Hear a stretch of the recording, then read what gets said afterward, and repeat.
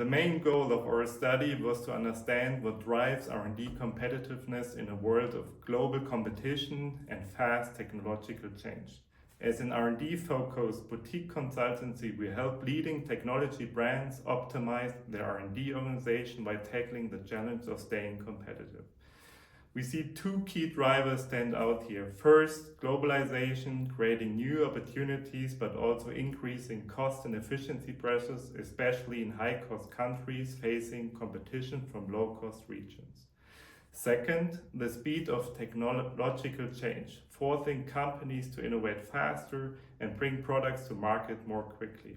In our second edition of the benchmark study, we analyze these drivers, the strategy R&D organizations use, and the key capabilities they need to sustain long-term competitiveness, backed by really great KPI and capability benchmarks.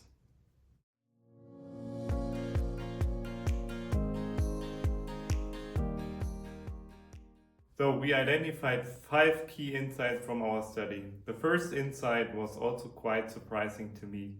Our study clearly showed that a lower budget doesn't mean lower output.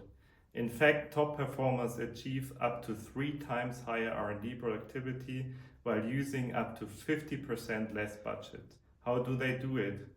They rely on a lean portfolio and pipeline management, focusing only on high impact projects instead of spreading the resources across countless development initiatives.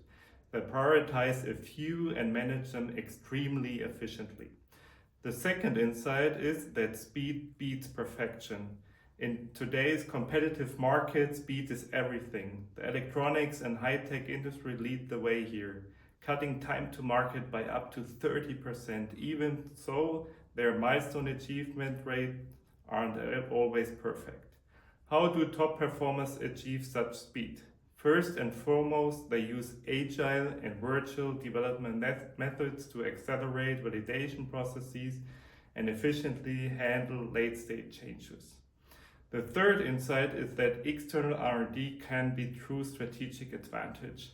Many companies still see external R&D just as a cost factor, but top performers take a different approach. In high-tech and machinery, up to 30% of R&D budgets go to external partners, helping them bridging knowledge gaps and accelerating innovation. External R&D should be seen as a scalable innovation model, not just a backup plan.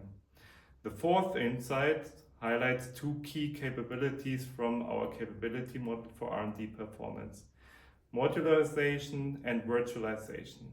Leading R&D organizations rely on modular product platforms to reduce development time, manage product and variants efficiently, and cut costs.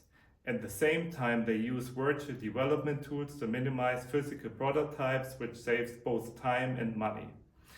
And finally, our fifth insight showed that organizational excellence alone is not enough. Entrepreneurial culture is key to success.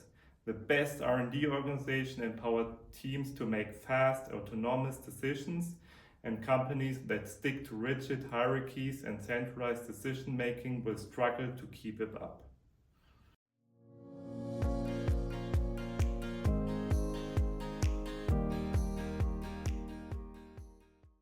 To be honest, there's no one-size-fits-all answer because every R&D organization and industry has its own specific challenges.